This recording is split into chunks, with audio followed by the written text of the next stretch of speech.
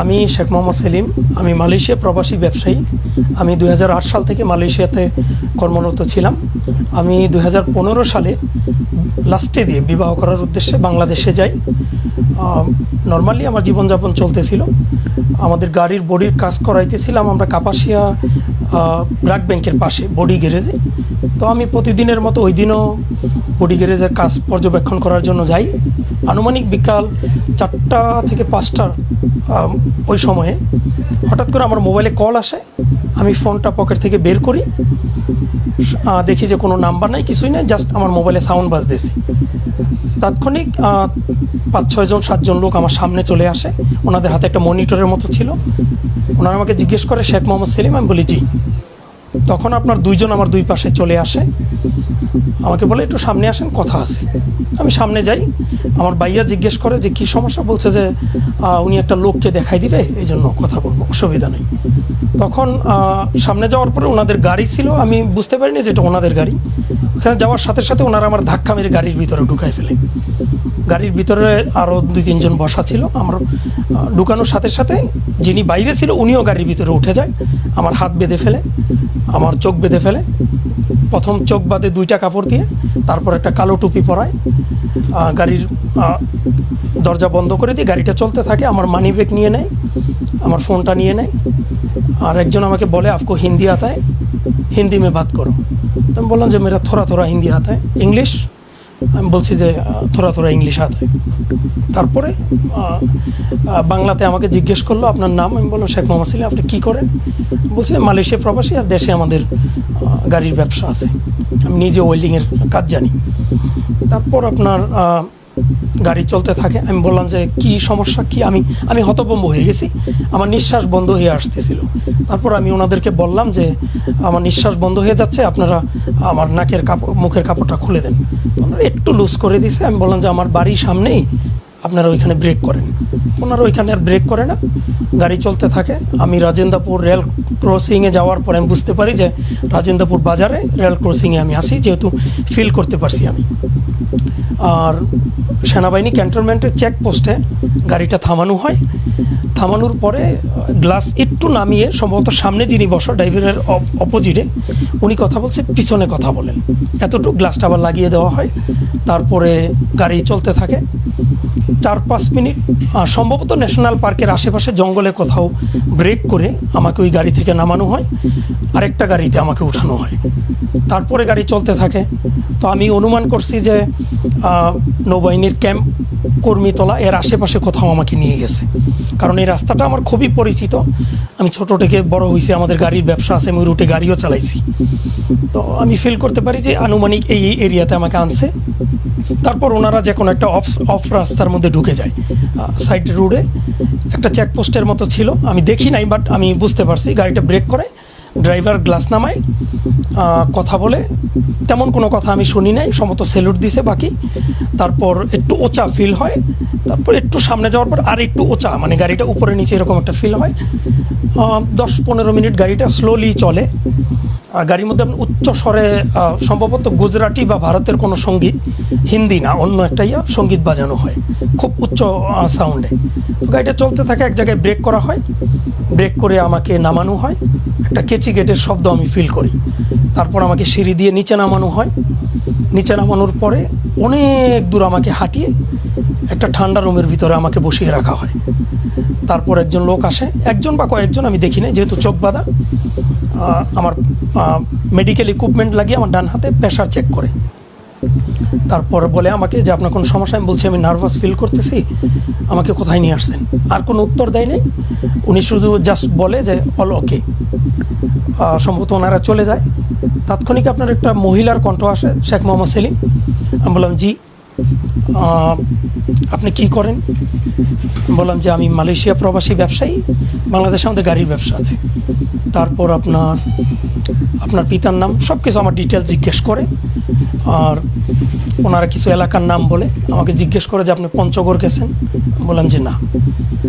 কোটোয়ালিপাড়া আপনি গেছেন? আমি বললাম যে না।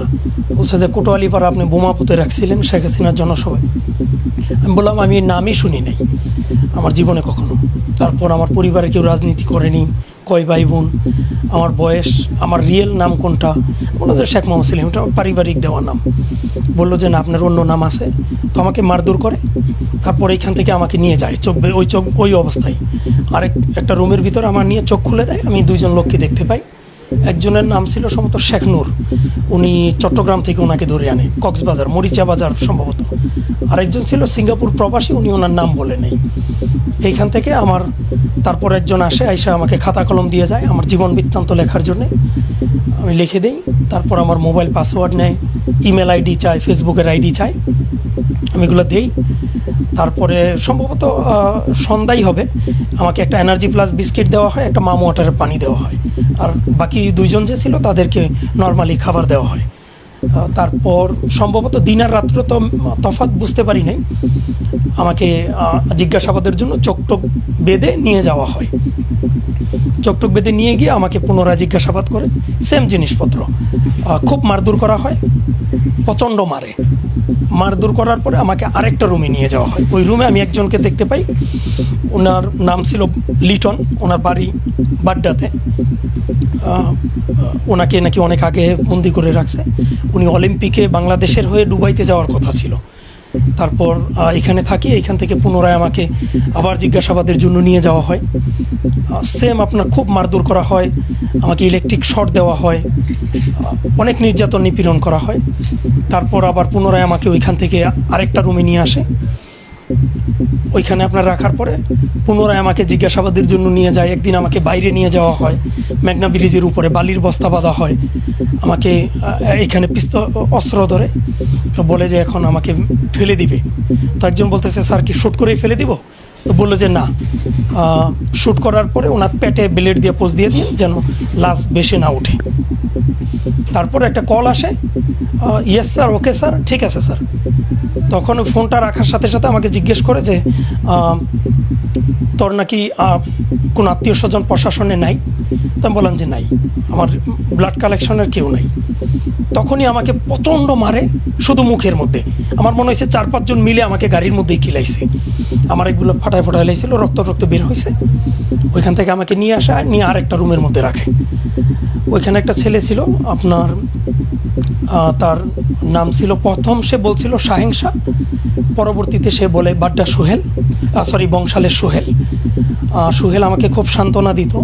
সোহেল আমাকে জিজ্ঞেস করলো যে আপনি কী করেন? আমি বলছি মালয়েশিয়াতে রাজনীতিতে সম্পৃক্ত, আমার পরিবার বিএনপির রাজনীতির সাথে জড়িত অনেক আগে থেকে। আমার ভাই বিএনপির শ্রমিক দলের সিনিয়র যুগ্ম সম্পাদক, পারিবারিকভাবে আমরা বিএনপি করি। আর আমি তেমন একটা বাংলাদেশের রাজনীতিতে ইনভলভ না, আমি ছুটিতে আসছি বিয়ে করার জন্য। তো ডিটেল শোনার পরে সে বলল আপনাকে মারবে না, এখানে বিএনপির অনেক নেতাকে রাখা হয়েছে, ইলিয়াস আলীকেও রাখা হয়েছে, কাউকে মারে নাই, সবাইকে ছেড়ে দিবে, হয়তো বা আপনি একটু আগে মুক্তি পাইবেন, যেহেতু আপনি ওইটার সাথে জড়িত না, তেমনভাবে রাজনীতিতে অ্যাক্টিভ না, কান্না করার দরকার নাই, দোয়া করেন বের হয়ে যাবেন।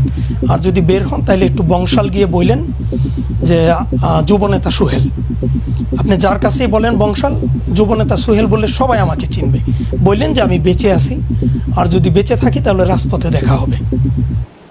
আর তারপরে আবার আমাকে পুনরায় জিজ্ঞাসাবাদের জন্য নেয়, আরেকটা রুমে নিয়ে যায়। ওইখানে আমি একটা ছেলেকে দেখতে পাই যার বুকের হাড় সব ভাঙা ছিল। তাকে ইন্ডিয়াতে গ্রেফতার করা হয়, প্রচণ্ড মারে ইন্ডিয়াতে, পরে বাংলাদেশের কাছে হ্যান্ড ওভার করা হয়। তার বাড়িটা কোন দিকে আমি জানি না, তারা 2 বন্ধু ট্যুরিস্টে গেছিল, আমাকে বলল। একজনকে ইন্ডিয়াতে রেখে দেওয়া হয়, সে ইন্ডিয়ান প্রশাসনের সাথে কাজ করার জন্য সম্মতি প্রদান করে। আর এই যে ছেলেটা, সে বলছে আমি বাংলাদেশে চলে যাব। তখন তাকে প্রচণ্ড মেরে বাংলাদেশে বর্ডার গার্ডের কাছে হস্তান্তর করা হয়। তার এইগুলো ইনফেকশন হয়ে গেছিল বুকের মধ্যে, যেহেতু হাড় সবগুলো ভাঙা। তারপরে এখান থেকে আমাকে আরেকটা রুমে রাখে, আমাকে আমার জামা কাপড় রিটার্ন দেওয়া হয়। জামা কাপড় আমার যে অবস্থায় আমাকে ওরা উঠাই নিছিল, ওইগুলো রিটার্ন দেওয়ার পরে আমি ভাবছি যে আমাকে ছেড়ে দিবে। তো ওইখান থেকে আমাকে বের করে নিয়ে যাওয়ার সময় আমাকে বলা হয় সরকারের বিরুদ্ধে কখনো কিছু লিখবা না, কোথায় ছিলে, কেমনে ছিলে, কোনো কিছু কারো কাছে বলবে না, যদি বলো তুমি এবং এরকম তোমার পরিবার শেষ। তো আমি বললাম যে আমি প্রয়োজনে আমার পরিবার নিয়ে দূরে কোথাও চলে যাব, দেশের বাইরে। তো বলছে যে তুমি দেশের বাইরে যাওয়ার চিন্তাও করবে না, তোমাকে আমরা নজরদারিতে রাখবো। তারপরে আমাকে বললো, একটা লকারের মতো সাউন্ড আমি পাইলাম, খুললো, বললো যে তোমার মোবাইল, তোমার মানি ব্যাগ, মালয়েশিয়ান লাইসেন্স সব কিছু আমরা এই যে ওনাদের কাছে হ্যান্ড ওভার করতেছি, ওনারা তোমাকে নিয়ে যাবে। পরে 2-3 জন লোক আমাকে ওইখান থেকে সেম আপনার সিঁড়ি দিয়ে উপরে ওঠায়, কলিপসেবল গেট খোলা হয়, কেচি গেট, আর একটা শাটারের শব্দ আমি পাই। পরে আমাকে একটা গাড়িতে উঠানো হয়। গাড়িতে উঠানোর পরে আমাকে গাড়িটা মোটামুটি 10-15 মিনিট চলার পরে সামনে যিনি বসা উনি বললো যে আমার চোখটা খুলে দেওয়ার জন্যে। তখন আমার হাত পিছনে বাঁধা, চোখ খুলে দিল। তখন উনি বলল যে আপনার মোবাইল, পাসপোর্ট এগুলো কিন্তু আমরা আনি নাই, আমাদেরকে দেওয়া হয় নাই। তো আমি বলছি স্যার আমার এগুলো প্রয়োজন নাই, আপনারা আমাকে ছেড়ে দেন, আমাকে ছেড়ে দেন। তো বলছে জি ছেড়ে দিব। তাৎক্ষণিক কিছুক্ষণ যাওয়ার পরে দেখলাম যে আমাকে ওনারা মিন্টু রোড নিয়ে যায়, ডিবি কার্যালয়ে। ওইখানে আমাকে বন্দি করে। বন্দি অবস্থায় অনেক দিন ছিলাম। আমার পরিবারকে ডাকানো হয়, 14 লাখ টাকা নেওয়া হয় আমার পরিবার থেকে আমাকে ছেড়ে দেওয়ার কথা বলে। পরে আমাকে ছাড়া হয় না, কোর্টের মাধ্যমে রিমান্ডে আনা হয়। রিমান্ডের কথা বলে 4-5 লাখ টাকা ওনারা পুনরায় আমার পরিবারের কাছ থেকে নেয়। বিভিন্ন সময় বিভিন্নভাবে ওনারা আমার পরিবারের কাছ থেকে টাকা নেওয়া হয়। তারপর আমাকে কোর্টে চালান করে দেয়। কোর্টে চালান করার পরে আমি জজকে বলি, একটা পার্সোনাল রুমে নিয়ে যায় 2-3 জনকে। আমি মহামান্য জজকে বলি, দেখেন স্যার আমি মালয়েশিয়া প্রবাসী একজন ব্যবসায়ী, আমাকে দীর্ঘদিন গুম করে রাখছে, আমি জানি না কোথায় ছিলাম, আমাকে খুব টর্চার করা হয়, যেটা পৃথিবীর কোনো হিংস্র জানোয়ার কেউ করে না। তো উনি বললো যে কোথায় মারছে। আমি বললাম তাহলে আমি শার্ট আর প্যান্ট খুলতে হবে। তো বলছে ঠিক আছে আমি বুঝতে পারছি। তো উনি আমার পাসপোর্ট নাম্বার নিয়ে চেক করে দেখে যে আমি 2008 সালে মালয়েশিয়া আসি।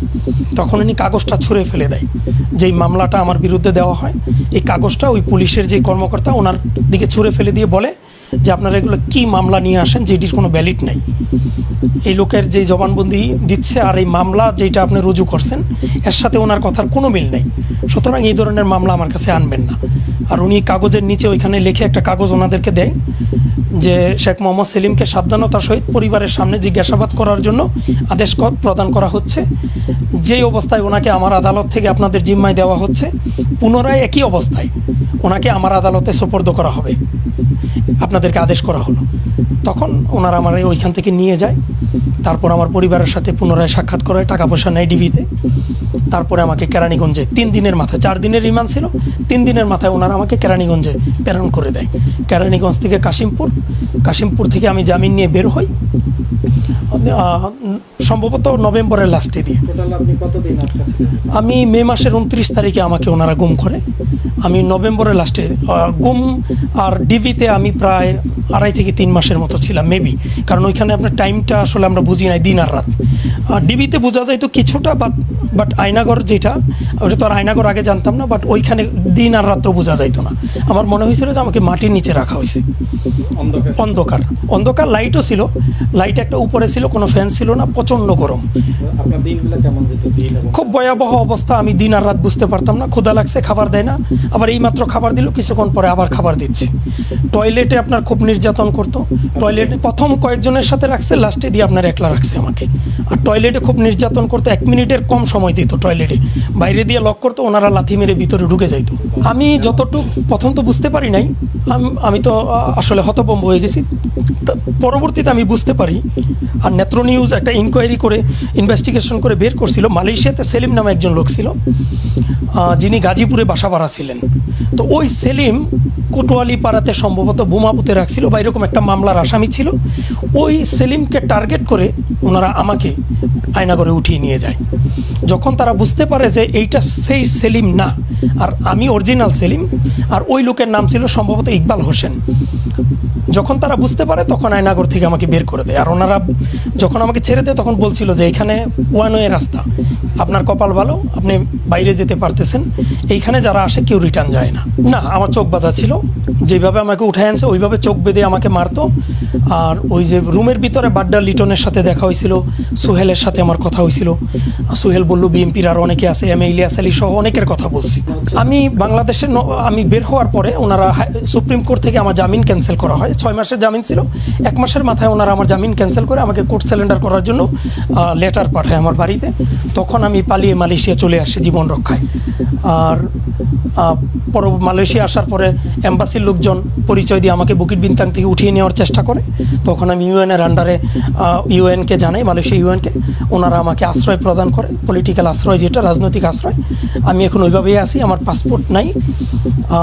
এইখানেও আওয়ামী লীগের নেতৃবৃন্দ আমাকে অনেক হুমকি দিয়েছে, বিশেষ করে রেজাউল নাকি আওয়ামী লীগের সভাপতি, যিনি উনি কাজাংয়ের আওয়ামী লীগের সভাপতি, বা বিভিন্ন সময় বিভিন্ন আওয়ামী লীগের পরিচয় দিয়ে আমাকে হুমকি দামকি, আমার বাড়িতে হুমকি দামকি, ডিজিএফআই গিয়ে আমার আম্মাকে গালাগালি করা, আমার ভাইয়া বাড়িতে থাকতে পারে না যে বিএনপির সাথে জড়িত। অনেক হেনস্থার শিকার হয়েছি পারিবারিকভাবে আমরা, অর্থনৈতিকভাবে আমাদেরকে একেবারে রাস্তায় নামিয়ে দিয়েছে। আমি এটা সুষ্ঠু বিচার চাই, এবং যারা গুম আছে এখনও আয়নাগর থেকে অনেকে বের হয়ে আসছে, আপনারা জানেন। আমি চাই যারা ওইখানে গুম, শত শত মানুষের কান্নার শব্দ আমি শুনতে পেয়েছি। তো আমি চাই সমস্ত গুম যারা আছে সবাইকে যেন ছেড়ে দেওয়া হয়। আপনারা প্রতিবাদ করুন, সাংবাদিক, অনলাইন, সোশ্যাল মিডিয়া যারাই আপনারা আছেন, আপনারা প্রতিবাদ তুলুন, আওয়াজ তুলুন। যেহেতু স্বৈরাচারী সরকার বিদায় নিছে, এখন যারা বন্দী আছে সবাইকে যেন পরিবারের কাছে ছেড়ে দেওয়া হয়। জোরালো দাবি আমি জানাই, এবং আপনাদেরকেও রিকোয়েস্ট করি আপনারা এই দাবিটা উঠান।